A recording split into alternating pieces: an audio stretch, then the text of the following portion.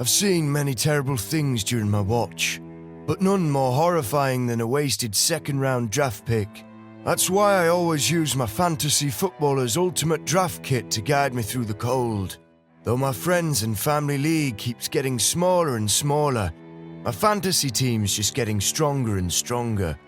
Join me at www.ultimatedraftkit.com and prepare yourself to fight the good fight.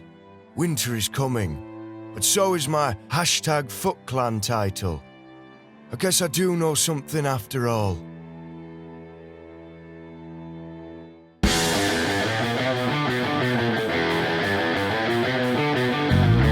Welcome to the Fantasy Footballers Podcast, coming to you from pristineauction.com studios with your hosts, Andy Holloway, Jason Moore, and Mike Wright.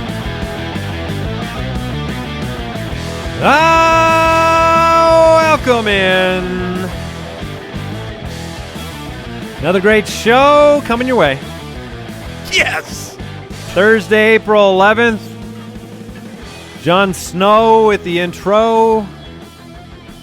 Season 8 begins on Sunday. Yes. Smart man, the way he dominates Jon his drafts. Oh, yeah. Yeah. Well, he's everywhere these days. He was our good friend Kit, who was hosting SNL. He just swung on by for a quick pre-roll. Yeah. Yeah, yes. Now, Mike, you have a tradition. It's been a couple years since Game of Thrones was out. We used to have some show after the shows about it. Sure. Now, you have a tradition. You call it the game of Porcelain Thrones. Yeah, usually with the diet, if I'm going to have a cheat day or a cheat meal, it was almost exclusively on Sunday and a Sunday night. At a certain time. Yeah, and it was usually Chipotle. I love Chipotle, not a sponsor. But when it timed it up with Iron Thrones, or with Game of Thrones, I had my own Iron Throne that I would find the next day. Are we continuing? I mean, you only got, like 6, 7, 8 episodes left of the show. Wouldn't it be wrong not to finish with a bang, so to speak? I think you've got a great point. Yeah. It's finished with a boom boom, actually. Okay. Finish with a Tywin Lannister. A real Tywin Lannister finish. But I want to keep doing the show. Well, you'll be dead by the end. All right, welcome into the Fantasy Footballers. That's the spoiler. Yeah. It's actually me. Yes. I'm the first one to go. Yeah, you need to pace yourself. You want to get through the finale. We got the early wide receiver rankings part 2 on the show today. It's going to be a lot of fun. A lot of disparity in the wide receiver rankings. Once you get outside the top 10, we'll debate, we'll discuss, we'll talk about these wideouts here in April. Good quick question coming your way. Twitter at the FF Ballers, Instagram.com/fantasyfootballers. Make sure you subscribe. Click the bell here on YouTube. Always trying to make the YouTube production better each and every year. The website's thefantasyfootballers.com. Always got new articles going up there. In fact, for all of you Ultimate Draft Kit lovers out there, you're used to Matt Harmon's reception perception in the UDK. He's talking about rookies right now on the website, including Hollywood Brown. Take it easy, Jay. Sorry, I was not expecting him to mention that. If you don't know who Hollywood Brown is, you will know. You will hear heavy breathing from Jason through the remainder of the offseason. And well into the season. We'll see. We'll see. Here's the quick question of the day before we get into the news and the wide receiver rankings. Are there any NFL teams... Are there any NFL wide receiving cores that you are completely avoiding? Some reasons might be, draft cost or player talent or quarterback. Yeah, I mean, we talked last episode that Tyreek Hill scored more fantasy points than scored 3 times more fantasy points. Was it 3 or 2? No, it was 3 times more. Goodness. Than the best receiver on the 49ers and the best receiver on the Washington Redskins. So there are wide receiver cores that are not attractive, right? Like, I'll throw one out there that's not in my list, but could be. It's like Denver. We don't know what Denver's really going to do. You know, you have Cortland Sutton, Deshaun Hamilton, Emmanuel Sanders. Joe Flacco's there for the first season. I don't really know. Like, Mike Clay came out with some of his projections. It was like, the leading receiver had 700 yards in his projection. Yeah, and it was Deshaun. It was Deshaun, which made you happy. It made me very because happy. in that theoretical world, Deshaun won first place of a last place receiving core. Yeah, if that is your first place, you will be disappointed if that is on your fantasy roster, unless it's dynasty. But who do you have somebody that comes to mind, Mike, Jason? Mike. Yeah, it's Washington. When they had Alex Going Smith, for the twofer? when they had Alex Smith last year, I'm interested because Alex Smith is a competent quarterback. We've seen him sustain fantasy wide receivers like a couple years ago when he was on the Kansas City Chiefs. But with Rosen, you think they're going to really struggle? Sure, it could be Rosen. I mean, there's a couple guys it could be. It could be Colt McCoy. It could be Case Keenum. But it's looking a little rough over in Washington.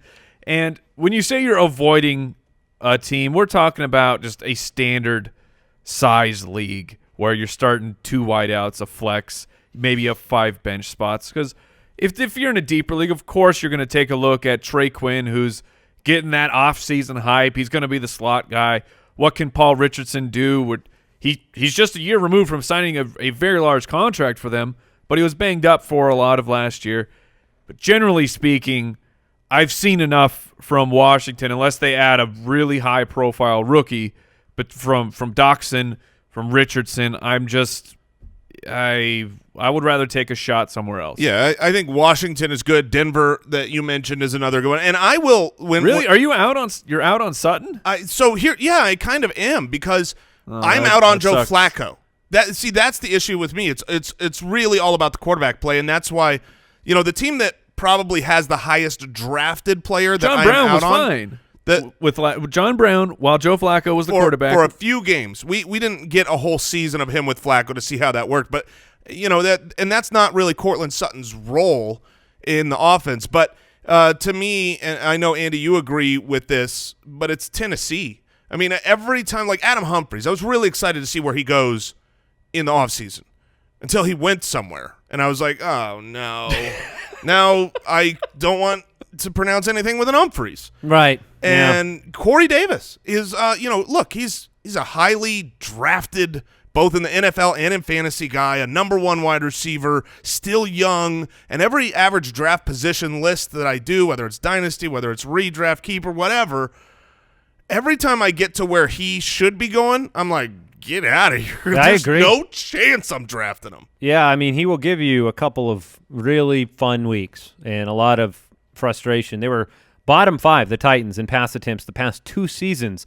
I think that speaks to kind of what you're saying. You're going back to the well with Washington because the precedent we've seen, part of why you might make the decision might not just be, overall fantasy production. It could also be not knowing how to decide between certain players. I'm probably avoiding Jacksonville. Like, it's April, so probably is going to preface a lot of this for me. But Jacksonville, it's like, okay, do I really know who's going to catch the ball? We didn't know last year. You couldn't predict it week to week last year. Do I think it's going to change this year with DJ Shark and Dede and Marquise Lee? Yeah. The thing I will say for Jacksonville, Chris Conley, new quarterback. With Nick Foles there, I think that someone can actually emerge and have fantasy value, unlike when it was Bortles. I mean, that's the difference. Maybe we don't know who it's going to be, but I might be willing to take my shot on someone like Dede and just hope I'm going to get some target volume from Foles. Here's the reason I really like I really like to not like the Tennessee wide receivers and the Jacksonville wide receivers is because look at the 2 outcomes for that team. Those teams. Let's say it's a successful year. If it's a successful year for those teams, it's because of Leonard Fournette and Derrick Henry. It's because they're succeeding running the ball, and they are a low-pass volume team. They're winning games. Everything's going well. And if they don't succeed, then the team is, really trash. I mean, those are the 2 outcomes I see. And both situations are I don't really want those wide receivers. Yeah, there's just ambiguity. I mean, there's a common factor here. Tennessee, Marcus Mariota was not healthy, hasn't been healthy. Quarterback issues. Jacksonville, new quarterback. Washington, new quarterback. Denver, new quarterback. No rapport, no established number 1s on any of these teams other than you'd say Corey Davis is an established number 1, but is he really? I mean, sometimes. For his team. But all of these situations, could they change? Could the draft change them? Maybe. probably, but it's hard to predict, and we're going to talk through some of the 11 through 24 on the show today, so we'll have the opportunity to perhaps talk about a couple of these guys. I am going to get into the news. News and notes from around the league, presented by Sleeper.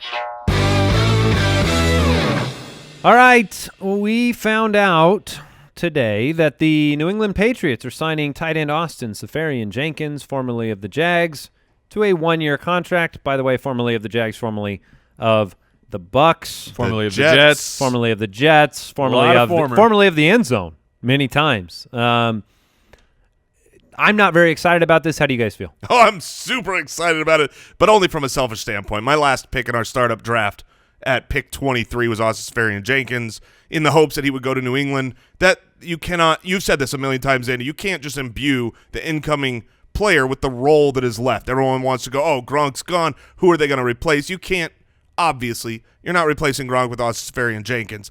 But I do think that the just targets that are gone, the opportunity that is there, Austin Seferian-Jenkins feels like he's 32. He's 26.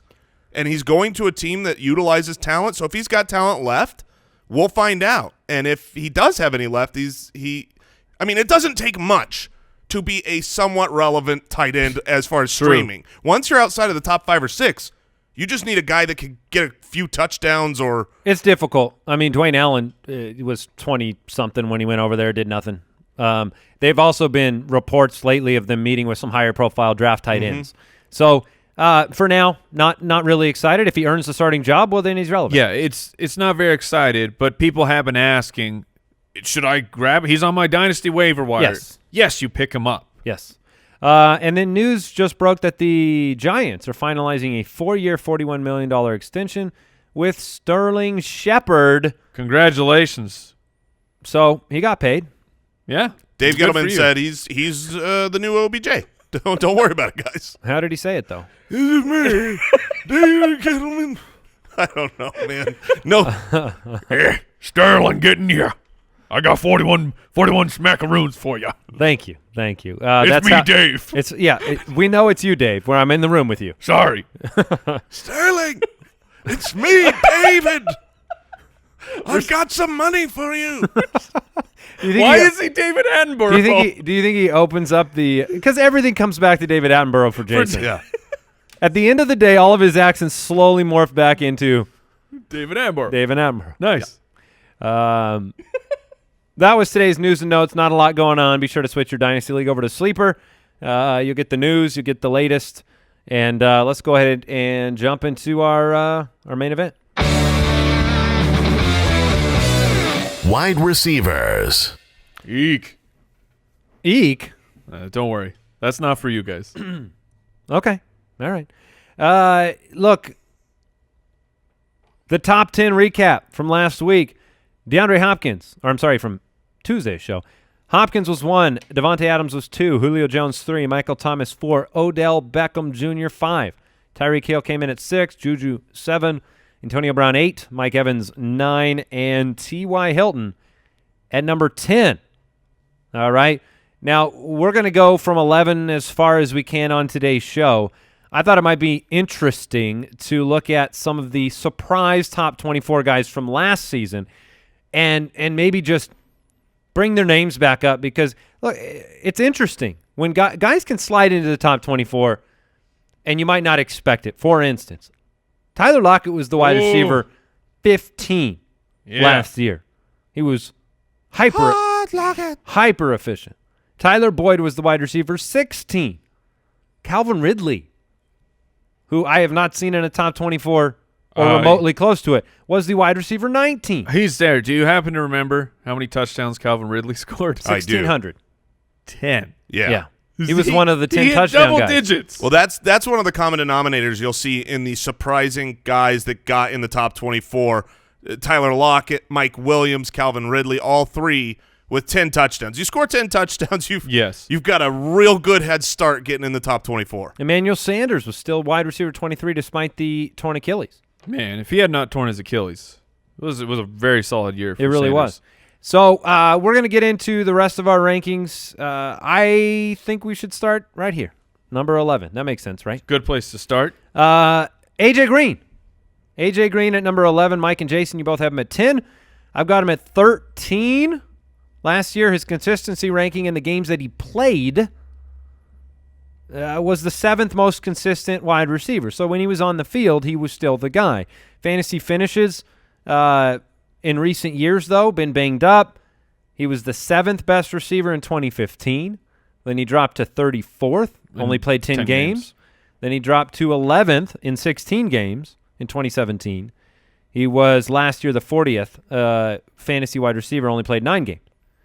That factors in. That's a component.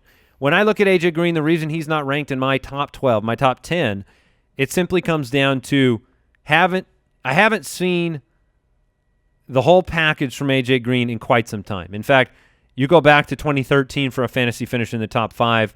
You mix into that the inconsistency of Andy Dalton, a new head coach, the emergence of Tyler Boyd, the up-and-down nature of their offensive line. Those factors, they push him out for me. Yeah, I don't blame you for being concerned about the injury, but based off of where I believe he will actually be going in your home leagues and your redraft leagues, I think that he's going to be worth the cost of admission. He was the wide receiver 9 in points per game through week 8. That's when the injury happened, right in there at week 8, week 9. He was a top 10 guy, so I have no problem still buying in to A.J. Green as being being a top talent at the wide receiver position. He's still Andy Dalton's best friend, and I think that he has enough, but can he stay on the field? You're both saying he will, because if he was number 9 through 8 weeks of being healthy, you're both saying you're planning on him staying healthy by ranking him at 10. Yeah, I mean, when I ranked everybody in the top 24, I pretty much was ranking everybody as if they're playing a full season. Who do I like best? When it comes to factoring in risk is high with A.J. Green. He's dealt with a lot of injuries, and you have to factor that in. That's why he won't – I don't think he'll be the 10th wide receiver drafted because of that risk. He'll fall a little bit. So it's really just a matter of who's ahead of him, who's behind him, how that risk factors in. But you talked about the coaching change, and that obviously can hurt, but you have to realize it could also be a positive because they're going from Marvin Lewis and kind of the old sluggish system that's been there for a while, and they brought in Zach Taylor, someone from who was near enough to Sean McVay to get a head coaching job, and wants to bring in an offensive system. So maybe he's opened up, because when you saw him on the field last year, to me he looked every bit as good as Julio before the injury. Same draft class, same age. But if you take away the system and the head coach with which you put up perennially great numbers, I wouldn't naturally imbue a better season on him. Like, if you're used to a system, like a good example would be Matthew Stafford, right? You bring in a different system. Yeah, but they brought in a different head coach, and change is change, is my point. It doesn't really matter. Change is change. They brought in a defensive head coach, Matt Patricia, and if you look at the last time A.J. Green was dominant, that was when they had a really good offensive coordinator there in Gruden. You still have to load your A.J. Green software on top of the Andy Dalton platform. That gives me concern. That's a problem. Couple glitches. You never know. You may have to blue screen of death every once in a while. He did see 52% of his team's end zone targets last year. That was the second highest rate in the league. Yeah, we'll take that. But do you look at the emergence of Tyler Boyd over the second half of the season as maybe an illustration to that coaching staff that, hey, we have more than one guy here that we can lean on and go to in critical situations or around the goal line? I mean, a player's not the same player their whole career, so did Tyler Boyd establish himself? I think Boyd did establish himself to be – he's a very interesting player. I can't rake him in my top 24, but I'm very interested to see what Boyd does for his follow-up after the big breakout. But that doesn't detract from the way I feel about A.J. Green as a top 10 guy. Number 12 on our early wide receiver rankings, Keenan Allen. I have him at 11. Mike and Jason have him at 12. He had a very interesting year. Keenan Allen, 16 games, 97 receptions, 1,196 yards, and 6 touchdowns on 136 targets. I am a huge Mike Williams fan, truther, have been since its entrance into the league. He is a red zone monster. He's also a player that I think is ascending in talent.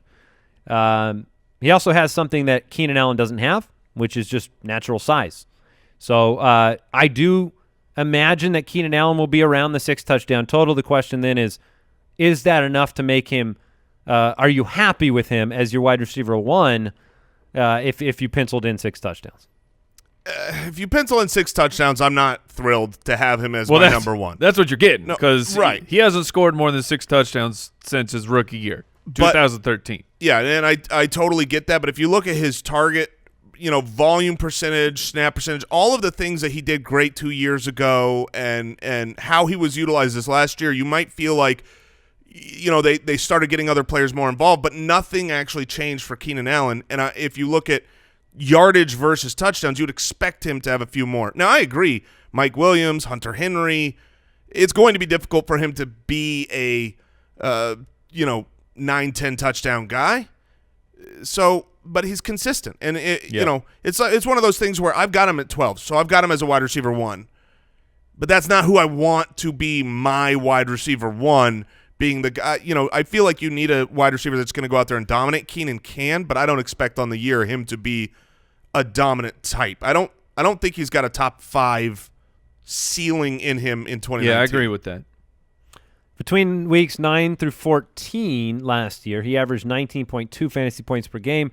That was second in that span. So that was his run. For a guy who doesn't score touchdowns, he scored in 5 straight games. It was very bizarre to see that happen, and then the touchdowns just vanish again. Do you look at the return of Hunter Henry to be a negative or positive for Keenan Allen? Neutral. I think it's good for the offense. I don't think it takes away from Keenan Allen. He had the 4th highest target share at the wide receiver position. Tyrell Williams this year. Right. Well, and that's Mike Williams now. Those targets for me. Yeah. Travis Benjamin. Travis Benjamin could go into the Tyrell role a little bit. A little bit. Yeah. I think Keenan is a fine guy. You're not going to be disappointed, but he's not going to be a top 5 wide receiver. So take that for how you want to draft come your draft. Hey, Foot Clan, we want to thank today's sponsor, a new sponsor who not only makes a really great product, but they are a very good company. That's one of the things I love the most about Lisa. Lisa knows how important rest is to a better life. Lisa is the foundation of a healthier, happier you, and all Lisa products have been thoughtfully designed to go beyond creating just a comfortable bed and to transform your bedroom into a sanctuary you want to spend time in. I personally have the Sapira mattress. They take the best of their high-quality advanced foam and the springs, and they put them together so that you have enhanced pressure relief from edge to edge. Absolutely love it. It gives you the best of both worlds. And they believe that everyone in the world deserves a healthy night's rest. They donate 1 mattress for every 10 sold. They have donated more than 32,000 mattresses through over 1,000 nonprofits that help great companies like, people caring about foster care. They're just a really great company. So don't miss out. Live healthier, live happier by resting deeper. Order today and get 15% off any mattress for a limited time at leesa.com/footballers and use the promo code footballers. That's LEESA.com/footballers, promo code footballers, and you can have a 100-night risk-free trial plus free shipping and returns if you don't love it. All right, let's turn to number 13 on our list, Adam Thielen. I have him at 12. Mike and Jason a little less bullish on Adam Thielen. They have him at 14 and 15. Last season started by setting the earth on fire. In fact, the last 2 seasons, he finishes the 10th and 7th. He's actually, speaking of cameos, this Sunday he's filling in for one of the Dragons. But just for the first half of the episode? The first half of the episode. And then Keenan's taking over for the second half? Yes. Look, Thielen set the world on fire, and somehow it works against him in the court of law. That's the way I feel this offseason. Every time that we talk about Adam Thielen, and we've done it several times so far, he did too well in the first half, so his second half is too poor. It's not that it's too well. It's the fact of, as great as he was in the first half, he was that bad in the second half. I don't agree with that. If you're on a 1,000-yard pace over a half of a season, that's not bad. No. But I'm saying first 8 games, Yeah. 100-plus yards, 8 of 8. Scored in 6 of 8. 10-plus targets in 7 of 8 of those games. He was the wide receiver 1. He was scoring over 20 points a game. He was absolutely dominating. The final 8 games, 100-plus yards twice. Did score in 4 of 8. Only 10 or more targets in 2 of those games. In that time span, he was averaging 10.5 points per game. The wide receiver 30. Wide receiver 30 for a player that you're going to have to spend an earlier round draft. Now, if you had taken if you could alternate weeks, like take some of his, like if he went up and down, and Right. he finished where he finished, How would you feel You about would him? probably rank Adam Thielen in your top 5. Right. Because 1,373 yards and 9 touchdowns, 113 targets. He'd be around there. Now, I'm not saying Possible. I'm not saying you should do that. That's why we have him at 12, 14, and 15. You saw a transition in offense over the second half of the year. You saw a discomfort in Kirk Cousins and what he was doing. I believe in the player. I mean, at the end of the day, I believe the player, Adam Thielen, is one of the best wide receivers in football. I believe the cream rises to the top, and he's my highest-rated Viking. He's my highest-rated he's in the top 12 for me because he does have the potential to go on a 9-game span where he dominates the NFL. And at the end of the day, you can want to do something with your offense. We talked about this before. And then you can be forced to do something else. Their defense struggled last year. Worst performances at almost every defensive position. You probably see a little bit of balance there, and you probably see a better than the second half Adam Thielen. That's why I feel pretty comfortable at 12. But what are the real range of outcomes for him? I mean, the question here is he a perfect wide receiver too? For me, it's like, of course he is, because he could be a 1. yes, of course. If you could rewind the tape however long Andy was just talking and then just like dub that over my picture. I mean, you said every single thing that I believe 100%. I couldn't agree anymore. He is true. Sounds lazy. It sounds lazy, but I was like, yeah, yes. Yeah, I mean, I was like at your rally there, just in complete agreement about everything across the board. He is the best wide receiver on the team. He is one of the best in the NFL. The cream will rise to the top. They can't always do what they want to do. I'm going to take his incredible talent, and his wide receiver 7 finish wasn't on the back of 14 touchdowns. It was 9. That's fine. That's pretty good for a wide receiver 1, not double digits. It was on the back of 153 targets. It'd probably be in the 130 to 150 range again, right? Would any of us really believe that to be different? Sure. So I think there's a lot to like. And he will. Now, you have Diggs higher, Mike. That was one of the points that I wanted to bring up. You actually like Stefon Diggs a little more. They're just back-to-back. They're back-to-back in mine, too, by the way. I mean, they're 14 and 15. Yeah, I got Diggs higher. You what? So what? You want to fight about it? Well, no, but you bring, by doing that, and I have it the same way, believe it or not. I have Thielen and Diggs back-to-back, or at least I think I do. And when that happens, for a fantasy owner drafting, you're looking at best value then, right? 100%. You're not looking at like, ooh, I got to get my guy. You're looking at him in your mind as I just want to get the guy that's the best value. You want a piece of the purple pie. I'm waiting at the back of the line, and I'm taking what's left. Well, that means Who puts their thumb in the pie, by the way? That's little Jack Horner. Oh, is it a purple pie? It could be. If you're waiting at the back of the line and just getting the better value, it's the right thing to do here because it's going to be Adam Thielen in every league. Adam Thielen will go second. Average draft position, he's 4 wide receivers behind Stefon Diggs right now. And the gap will just continue to get wider. That's what's not if I have anything to say about it. I agree, but not if I stick my thumb into those purple pies, and it doesn't seem like it's going a good direction. Where are we going? Adam Thielen, 12, 14, 15. I think it'll be an interesting year. We all want to see what happens with Dalvin Cook, Kirk Cousins in year 2. I've taken the temperature of purple Twitter. The Kirk Cousins bitterness, frustration, it's palpable. There's a lot of vitriol. There's a lot of people replying to Kirk Cousins tweets with, when you make that kind of money, you bring it on yourself. There's no doubt about it. Did you see Bryce Harper got booed in game 1 for striking out? Well, he is in Philadelphia, though, right? I understand that people are upset with Kirk Cousins. But really, go back and watch what Cousins was able to do with the offensive line that he had in front of him. I think that Cousins played pretty well. All right, number 14 on the list is Amari Cooper. And I hate it. Amari Cooper is... I hate my ranking of Amari Cooper. I'm on the record. I hate this. When I was a kid, I went to a theme park. And I was excited. We didn't go to many theme parks. Didn't do a lot of, big trips. Was this Castles and Coasters? Actually, I did this 2 times. But, yes, one of them was a local theme park. And my dad, we were eating dinner, and he got me a hot dog, right? And I love hot dogs. Hot dogs are great. They taste great. Except this one was clearly, there was a problem. And I returned it to the earth. It was, I spent most of the night throwing up after I had the hot dog. And, look, I didn't have a taste for hot dogs for years and years and years. This is a big, long analogy about Amari Cooper to me. He's thrown up so many times all over fantasy owners that even though Mike just says I hate it because he's ranking him. I mean, he's at 14 on our list. Jason and Mike have him at 13. I put him at 16 because of the hot dog factor. Now, I can't get over it because he's got me. The history of Amari Cooper hurts the present for me. Fix me, guys.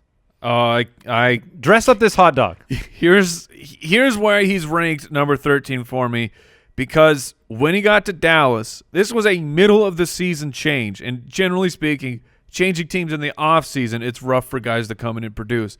Middle of the season, he went to Dallas, and in those games, he was the wide receiver 11. He was a top 12 guy.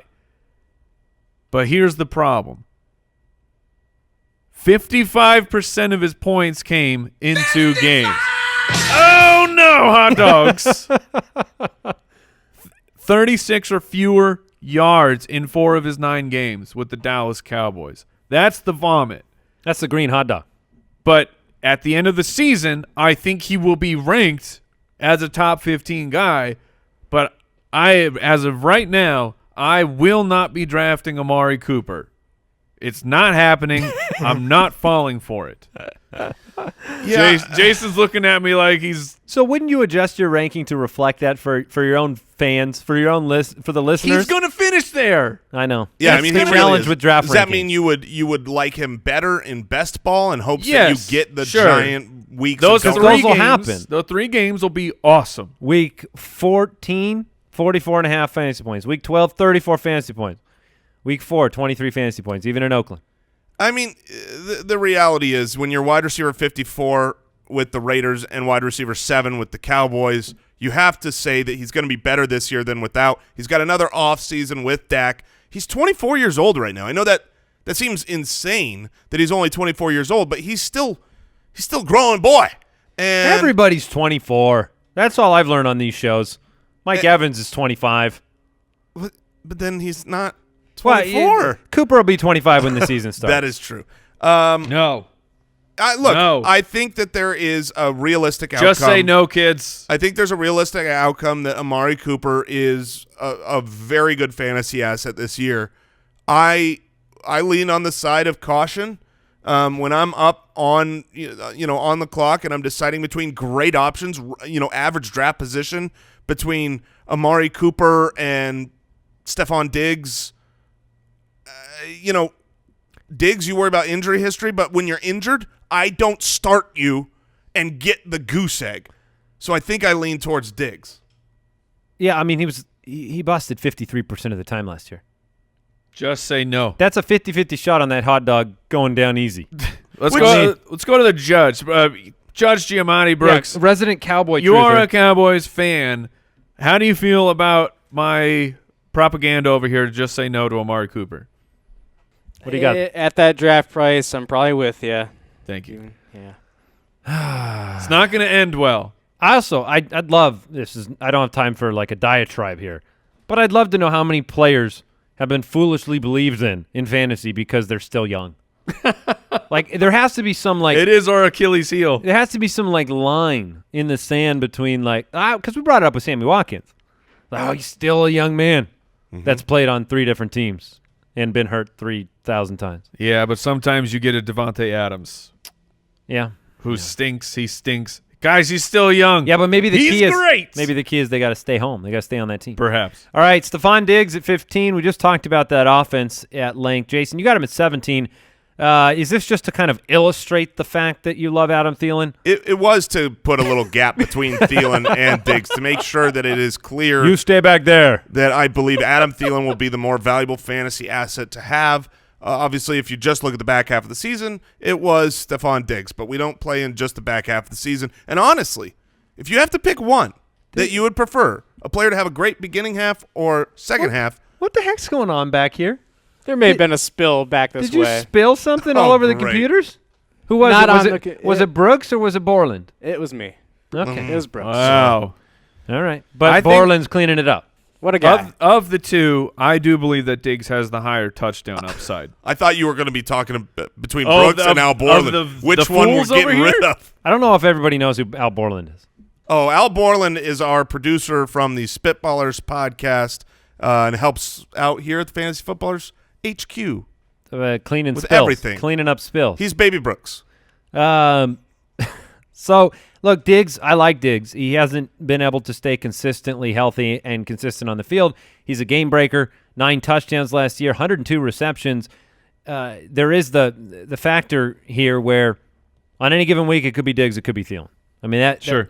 I don't think Kirk Cousins is out there to set somebody up for fantasy glory. He's out there to perform, and both of these guys can make a big catch. 1A, 1B, really, they really are. Brandin Cooks at 16. Jason and I were happy with Brandin Cooks. We got him at 15. Mike's dumb. Mike is apparently dumb. Strong words. Maybe. Mike has him at 20. Yeah. Last year, 80 receptions, I should just flip-flop him and Amari Cooper. 1,200 yards. Seriously, I already have a note to move Cooper down. Like, I just did these rankings, and now talking through these guys, I'm like, I'm moving Cooper's him down. way too high. You're right. I'm moving him down. Cooper or Cooks? Cooper. Okay. Last year, the wide receiver 13. Brandin Cooks, he had a good year. He does what he always does. Every year. He's good for 1,100 yards, guys. That's just what he does. Sure. And Just print it. speaking of, just what he does, if you look at the last 4 seasons where he's had 1,000 yards, he's been the wide receiver 14, the wide receiver 9, the wide receiver 12, the wide receiver 13. He's done it for different teams, different quarterbacks. He's pretty much the, you talk about Minnesota having the 1A, 1B. You kind of got the 1 ABC for the Rams. But he's the A. And he is the A. I think he's the A. As much as I love Robert Woods, and let it be known, I do, Brandin Cooks is the A. And so if you believe in the offense, which I think everybody does, look, McVay's offenses have been great, not just for the Rams. I mean, obviously we know that. But you go back and look at McVay-led offenses as an offensive coordinator, he's top 5 in most stats. And he's better than the other coordinators and designers of offensive play calling right now. So I want the number 1 wide receiver for that offense. And I want the number 2 and 3. Cooks and Woods, by the way, are 16 and 17 in our rankings. I do like Cooks more. I think it's a rare thing in fantasy football to be able to look at a consistency chart like the one we have in the UDK and see 4 straight years of being in the top 15. Look, he's not going to finish number 1 at the position. He's not going to finish in the top 5. But you could kind of pencil in your Brandin Cooks season. Like, when you talk about actual best wide receiver 2s that I could possibly choose, it's Brandin Cooks to me. He's kind of like T.Y. Hilton light, where the yardage is probably going to be there. I love him.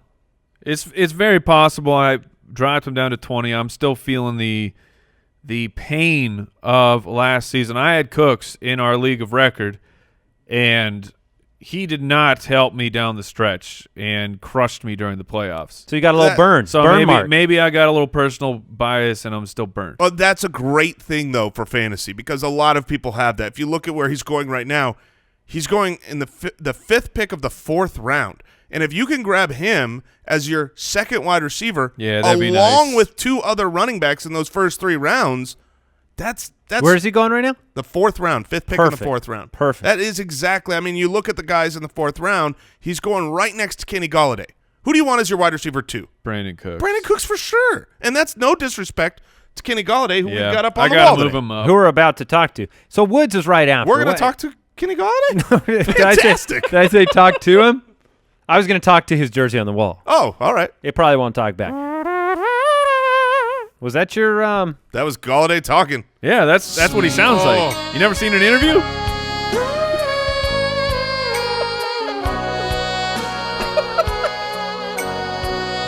Oh, we're still going. Okay. So smooth. You know, I got a massage yesterday, and if this song had been playing through the whole hour, that would have been pretty annoying. Robert Woods. Okay. Kenny Golladay at 17 and 18. Jason, you said you love Robert Woods. Look, last season, great season. What else can you say?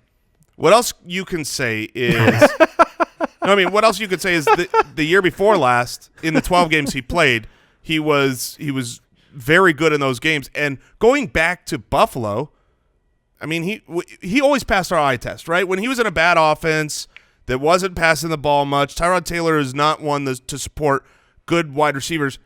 Andy, you and I, we always said, like, Robert Woods is just a good wide receiver. He's just solid.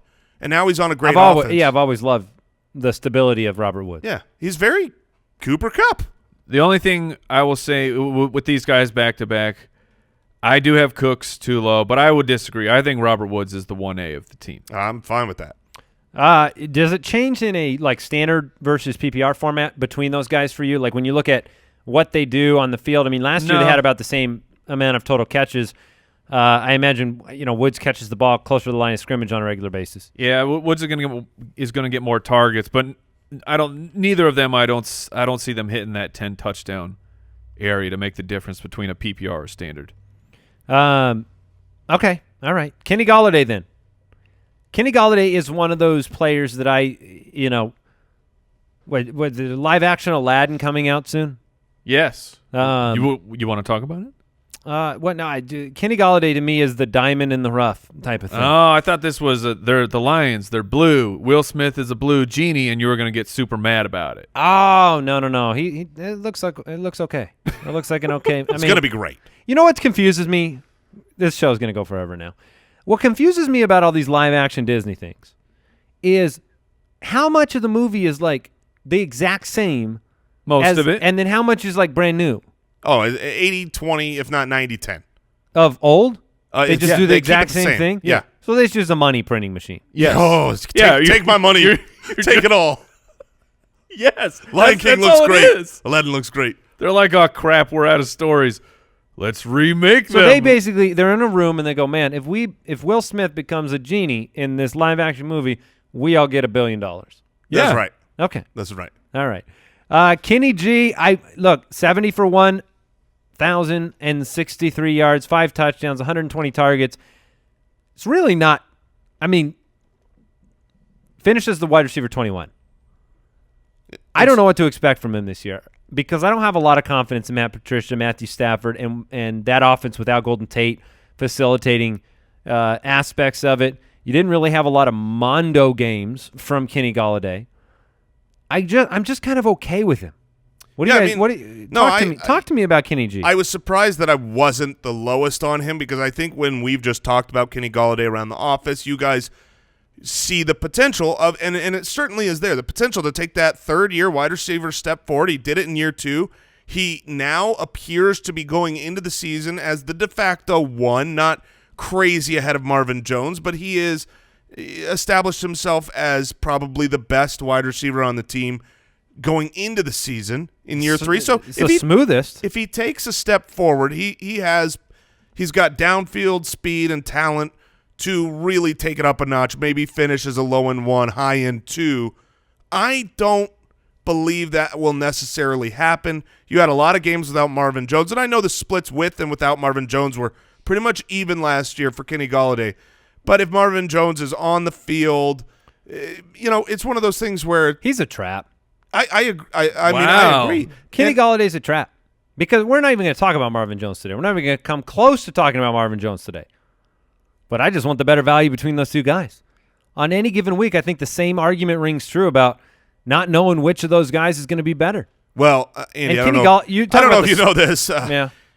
Look, Kenny Golladay is 25 years old. Oh, right. So Never mind. He's a star. But honestly, let me guess. Marvin Jones, 25? no. Oh, no. Oh, no. Otherwise, he'd be in the same range as Kenny Golladay. That is the difference here. Wait, are we ranking the top 24, 25 age receivers? Yeah, it's just the top 25. The top 24, 25. But my point is, to your point, I'm really speaking to what you're saying, right? Like if Marvin Jones was 25 and Kenny Golladay was 29, Kenny Golladay would be, and they did the exact same thing that they did last year. Kenny Golladay would be down in the 9th, 10th round where Marvin Jones is living, and Marvin Jones would be, what if he takes a step forward? But how do you take a step forward with a team that has done transactional moves to show that they want to run the ball more, pass the ball less? Darrell Bevell at offensive coordinator. Exactly. That's the number one thing that sticks out to me. I don't love Matthew Stafford going forward. I wouldn't even be surprised this year. His contract situation says, look, Stafford's the quarterback. But if they were to draft someone and start, trying to worry about their replacement, I just don't have that. I don't have confidence in the passing game for the Lions. So why take that chance? I mean, I just talked about Kenny Golladay and Brandin Cooks going back to back. That's not close to me. I think that Kenny Golladay has a bit of a similarity to the Cortland Sutton situation of last year. Now, Golladay delivered for fantasy owners at times during the end of the season, but what more would you have wanted? You have no Golden Tate there traded halfway through the year. You got no Marvin Jones due to injury. Oh, for opportunity? Sure. And I mean, more red zone targets. More, like you need more? Yes. Okay, but why didn't he get them? And why is he going to get more with Marvin Jones coming back? I cannot answer that question. I plead the fifth. I think he might be a bit of a trap. I really do. I think he's going down. I think Jason just wrote Kenny Golladay down arrow on his piece of paper. Look, sure did. I'm not saying you're wrong. I'm just saying you're making me sad. Yeah, it's going to be interesting, but they do want to run the ball, and I need to see more consistency out of that offense. Number 19. Speaking of consistency, yes. Yeah. Let's go. Certainly not 25 years old. Number 19, Julian Edelman. Mike has him at 16. Which is too low. I don't blame you. No, 100%. I talked about this. I left my rankings alone once. So like when we prepared our rankings for this show, we're taking a first glance. It's never going to stay there. Well before recording this show, I talked to Mike and said, like, I'm moving Julian Edelman way up. He should not be down at 20. Well, no, I mean, can I make the counterpoint? Yes, make the counterpoint, and then Mike and I will destroy So Mike has him argument. Mike has him at 16. Too low. He's never finished higher than 16 in his entire career at the wide receiver position, ever. Sure. So that would be a strong argument for a guy that's played since 2009, that you've never once had a season finishing inside the top 16. So whether it's by injury, whether it's by age, whether it's by whoever they bring in to play the position, I feel good with him at 19. I think you guys pulled me up from my 21 appropriately, but I think that you kind of got to temper your expectations for Edelman because you've never really had a season where he's done it. Yeah, I mean, I get that degree. I mean, get that because of player. injuries, because of suspensions, things like that. I mean, you look at the last 5 years when it's been his time to shine. He only had one season with 16 games, and he finished as the wide receiver 17. So you're right. He's had one season with 16 games? No, in the last 5 years. I'm saying when he's really come on. But if you look at what he did on a per-game basis, and Mike, I think you've got some stats. Sure, it was just that once he came back, so yes, he finished as wide receiver 22, but once he was actually playing, because he was suspended for the first 4 games, this was also coming off of an ACL tear, wide receiver 9. He was a top 10 wide receiver. If you drafted him and waited those games out, you were so incredibly happy, and I think that Julian Edelman will be a massive piece of this team. Gronk is gone. He's got 2 go-to guys, or 3 if you consider James White a go-to right, guy. And I think that's the entire offense is going to – you are not going to like watching Patriots games. New England fans are going to enjoy it. But us as fantasy fans, where we just remember very fondly those years of Tom Brady bombing it out to Randy Moss, and it was just – they were awesome to watch. They are going to be so incredibly frustrating to watch, but it will succeed, and it will succeed because of Sony Michel and Julian Edelman. I feel very strongly about it. Yeah, I mean, if you just tell me he's playing 16 games, I don't see how he's not a top 12 PPR receiver. I don't see how that's possible. Last year, maybe the best summary of him, 0 bust games, 0 great games. 83% of his games were good. That's Julian Edelman. I mean, he is a good receiver. If you have him as a 2, yeah, you're feeling good. And he's in the 5th round right now. Cooper Kupp at 20, Alshon Jeffery at 21. Cooper Kupp the 3rd. It's rare to talk about 3 receivers from the same team in the top 20. We all saw what he did in the beginning of the year. He was the best fantasy receiver for that team through the first 6 weeks, and then the injury, and then the big injuries. Yeah, so he got knocked out, and then he came back, and then he got knocked out again, and he's recovering. So I mean, the first 5 weeks of last year before he got knocked out and had to come back and get knocked out again, he was the wide receiver 2. Feels like not on his team. They were not the same team without him in fantasy football, and they weren't. I think Cooper Kupp coming back is great. My worry with Cooper Kupp is entirely based upon the recovery timeline and whether or not he gets off to a slightly slower start and isn't just completely 100% ready to go. If he never had an injury, let's say he missed all those games because he got suspended, I might have him above Brandin Cooks. So if he comes back fully healthy, he could be the 1A. I mean, the ABC here is it's alphabet soup, and you're going to take that spoon up, and it could come up in any order between those 3 guys. I might have gotten a little bit lost. I was really Did you trying. follow that, Mike? I followed it. I loved it. Thank you. It was a wild ride. Landing was a little sticky, a little sketchy. All right. I was concentrating as hard as I could. The Rams wide receivers are alphabet soup. Yes. That's what we've got. ABC, it could come up in any order, every bite. Okay. But every bite's delicious. That's the point. All right. You ever had alphabet soup? All right, number 21, Alshon Jeffery. I realized something when I was ranking these top 30 or so wide receivers. I didn't want to write Alshon Jeffery's name down.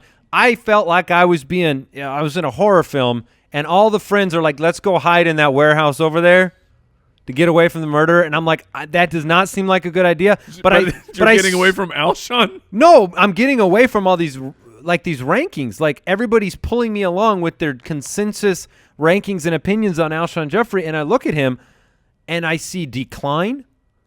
I see a transition in his game, and I see an offense that could be pretty good, but he finished last year at 26. In 13 games. 800 yards, 6 touchdowns. Not all of it with Carson Wentz. I know Carson loves him. But I don't think I want him in my top 24, and here he is sitting at 20. Wow, you don't want him in the top 24? No, I don't think I do. I think I have guys – like, I won't draft him. Like, he may finish in the top 24 right on the fringe edge. Last year, 26 with the injuries. But, like, you're Amari Cooper. Like, I just won't own Alshon Jeffery. There's nothing where – That's fair. like, I'm like, ooh, I really want to click that button. I want to put him on my team. When I could draft guys behind him that have upside and more excitement to them, like Mike Williams. I don't know if I would take Mike Williams over Alshon, but I will agree with you on Alshon. There's a lot to not like. He's not the number 1 target on his team. That's Zach Ertz. They've been bringing in other pieces and probably will because they're a good organization. Last year, you talk about, okay, he didn't play with Carson as much, but he was 4 points a game better without Carson than he was with Carson last season. So, yeah, I mean, he's you know what you got into him. And Can you draft him with a smile? Can you draft him with a smile, Mike? No, you cannot. And I was going to make sure. Do you know what you have with him? Because his usage is all over the place. Through his first 4 games, he's averaging 10 targets a game. Then he had this huge 5-week slump where he's getting like 5 targets. We thought he was done. And then it spiked back up. I don't blame you for wanting to run from Alshon, but I think that's part of the mystery box that is Alshon Jeffery.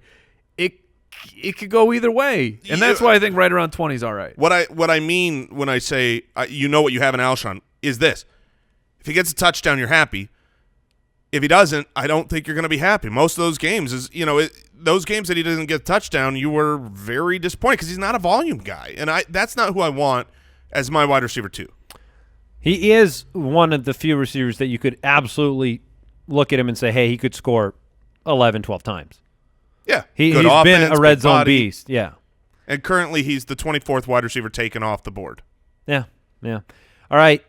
Look, we have to finish out these top 24. Allen Robinson at 22, Chris Godwin at 23, Mike Williams at 24. We have to finish it out because Chris Godwin. Yes, that's the reason. That's why. Robinson at 22, he's another he's like, I'm fine with him on my team, but I'm not ambitiously seeking Allen Robinson. I like Anthony Miller. I don't think that offense is going to be built around Allen Robinson alone. Mike, you have him the highest. He's too high. I got to move him down. Okay, so you're. I'm panicking over here. He's a wide receiver 2 to you. Two-ish. Ish. It's just been a while. I mean, 2015 he finished 6th in the league, but since then it's been a rough ride. Injuries. Last year he played 13 games, 754 yards, 4 touchdowns. It's not the season you wanted from him, especially when they had a pretty good offense. Yeah, I mean, Mitchell Trubisky did a lot more than certainly I thought he would do, and you still weren't very happy with him. I'm still not a believer in Mitchell Trubisky being a true, top-end franchise-type quarterback yet. And so Allen Robinson is someone that, I mean, the range is very wide, very, very wide. Allen Robinson could absolutely be a wide receiver 1 this season. If he ends up being like they click, it's year 2 in the system, year 2 with Trubisky, and the offense takes a step forward. I could see that, but I could also see him being. I mean, his contract situation. Being the wide receiver 41. Yeah, being the wide receiver 41. His contract situation is dead. No dead money after this year. Cut him, move on to Anthony Miller, and then all of a sudden you're Allen Robinson love because he's your dynasty young. shares of him are just destroyed. Yeah, I mean, how old is Allen Robinson? Oh no, goodness. Oh no, I bet he's 25. Come on. Oh, drum roll. He's 25 years old. This is why we love him. Not all 25s are 25. No. Some 25s are more like 35. So, I mean, I'm not a huge fan of Allen Robinson. On my dynasty roster, my 3 and my 4 are Allen Robinson and Chris Godwin. And I'm like, well, is that really 3 and 4, or is that the other way around? Because I'm in love with Chris Godwin. Are you talking about Rod God? I'm talking about Rod God. Yes. His first name is Rod. Did you know that? Rod Christopher Godwin. Yeah, his middle name is Christopher. His first name is Rod, and then, of course he didn't want to go by Rod God. How do you not? I know. I'm like, what? I am in complete agreement with you, Mike. I am moving him down my rankings. For this information. He could have been living as Rod God his whole life. Rod Godwin. Rod Godwin. Why do I feel like Rod, if he goes by Rod God, I feel like he should just be on the Raiders. I mean, just trade him to the Raiders. Rod Godwin. What? Rod Godwin. Chris Godwin. Hold on. Are you guys pulling my leg over here? No. Are you setting me up? Rod Christopher Godwin. I was told this, and I had to Wikipedia to confirm, and it's 100% true. So, Chris. His parents tried to hand him the gift of Rod God. Rod. Well, no, I'm not. I'm talking to Chris because this is the name he has chosen to go with when he could have been Rod Godwin. Upsetting. All right. This is the kind of thing that really gets under Mike's skin. To the football side, let me share a little bit. Oh, he's already prefaced it. You want the soapbox? Soapbox is not high enough. It is not tall enough. I'm standing on a tall column in Rome, shouting down among the people. How'd you get there? Chris, I climbed it. What do you mean? It's super easy. It's 100 feet. 100-foot column. Go on. Don't give me the earthquake test. Is this the Rod God column? Yes, the Rod God column. Look, here's what we know about Chris Godwin. I'm just going to lay out things that we know. Jason loves him. Yes. Chris Godwin had an extremely good year last year. Was the wide receiver 29 in his second year. He is a 95th percentile athlete. Coming out of college, Matt Harmon was in love with Chris Godwin because of his contested catch ability, his routes. I mean, one of the most polished guys entering the draft. He is a really good wide receiver who is more athletic than most NFL wide receivers, who now gets moved into a role where the head coach coming in, Bruce Arians, who is an offensive guy, has come out and said, I think he could have 100-plus receptions, which I think he could have 100-plus receptions. Chris Godwin, to me, is one of those guys that after this year, let me ask this question to you two. Is there any chance that he could become the one next year? Or is that just impossible because of Mike Evans? Impossible. Yeah, 100% impossible. Mike Evans is a 1,500-yard receiver. Mike Evans is probably 25 years old. I'll bet you anything Mike he Evans is. has never had fewer than 1,000 yards. Actually, I know Mike Evans is 25. We just talked about Mike Evans is 25 years old. No, here's what you got to realize is you can love a player, but your love can only take him so far. Your love on this show cannot stop them from drafting another wide receiver, and your love on this show cannot manifest itself in a consistent season for Chris Godwin alone. He can do it because he's physically capable of doing it. What I really don't know, and here's what I think, Chris Godwin, we have him as consensus 23. He's made the top 24. He should get a pat on the back. But what's the difference between Chris Godwin and Calvin Ridley, Mike? What's the real difference between those players? Because when you look at opportunity, you're coming into a season with new opportunity. And I have been one that just organically, naturally says Chris Godwin's a better fantasy player than Calvin Ridley. But I've started to question that because Chris Godwin still has to deal with Jameis Winston. Right. I'd rather Calvin have Ridley Matt gets Ryan. Matt Ryan. Yeah. Calvin Ridley was a high draft capital pick. Calvin Ridley had monster breakout games. In fact, Chris Godwin only had one out of his 16 games last year that was considered a great performance, and it was week 17. And this is why I have Chris Godwin at 27. I don't think he won't get drafted at 27. That's the problem. He'll get drafted higher than that. If you could draft Godwin at 27, I'm all in. Right now, just so you know, Chris Godwin is, drum roll please, the wide receiver 27 off the board, ADP. Apparently Andy's all in. Yeah, I'll take him at 27. Sure. Yes, I will take the upside of him around there, but I like him. As of right now, they lost Adam Humphries, a lot of targets. They lost Deshaun Jackson, a lot of targets. I mean, I think he's a locked and loaded top 24. I completely agree. I think he is a locked and loaded wide receiver 2. The problem is there's 0% chance that team rests on Justin Watson on the outside. Agreed. None. So they're drafting a wideout. That's a done deal. So I'm looking at the average draft position. Who's going there? I assume you would take Mike Williams over Chris Godwin. I would. They're right next to each other. Doug Baldwin and Tyler Lockett are on the outside of those two guys. I would take Chris Godwin over both of those guys. I would put Godwin right around Lockett. I'd probably take Godwin for the upside. I don't like the kind of hyper efficiency of Lockett. He's not in our top 24. I have Godwin ranked higher for sure. And for over Baldwin for sure, because right now Baldwin has sneaky upside if he's healthy. That's a big if. Yeah. It's an if that's disappearing. But you guys are willing to give so much injury credit to all these other guys, not factor it in. Just AJ Green. Just guys who are elite. Well said. Thank you. Mm-hmm.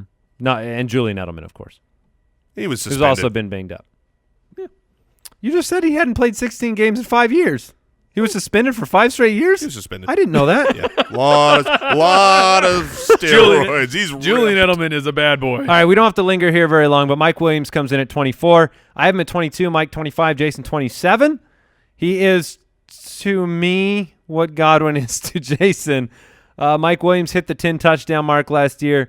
I saw things on the field from Williams that just made me think he is an alpha in this league.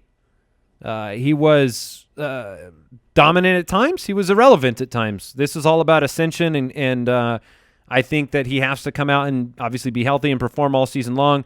But I think we can pencil him for 8+ touchdowns. You probably can.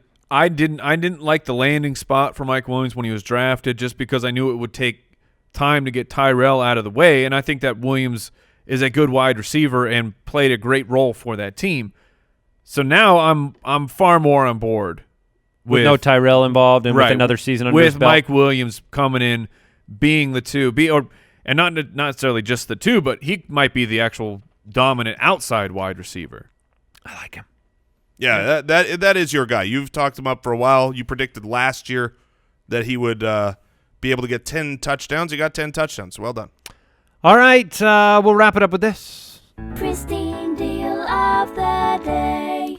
Look, it doesn't matter how much you believe in Allen Robinson. If you can snag a signed Bears Allen Robinson jersey for $39, you do it. Whew. No questions asked. And that's what just happened yesterday on pristineauction.com. Hundreds of daily auctions. We bring you one deal of the day. There are hundreds to browse each and every day. Pristine PristinaAuction.com. That's free to- PRISTINE auction.com. It's free to sign up. Free Yep. to sign up, free to browse, free to bid. Check it out. Absolutely. Was All that about does it? We That good to does go? it. Thanks for joining us. Thanks for following along. Enjoy your Game of Thrones. NFL draft coming soon. Oh, it's April's great. Then it's Avengers. My goodness. I don't know if I'm going to make it through the month. Goodbye, everybody. Thank you for listening to another episode of the Fantasy Footballers Podcast. Join our fantasy football community on jointhefoot.com and follow us on Twitter @TheFFBallers. Hey, Foot Clan, don't forget about Lisa Mattresses. They know how important rest is to a better life. Lisa is the foundation of a healthier, happier you. They have the most advanced luxury hybrid mattress. It's made with premium foams and springs for enhanced pressure relief. Don't miss out. Live healthier, live happier by resting deeper. Order today and get 15% off any mattress for a limited time at Lisa, that's LEESA.com/footballers, and use the promo code footballers.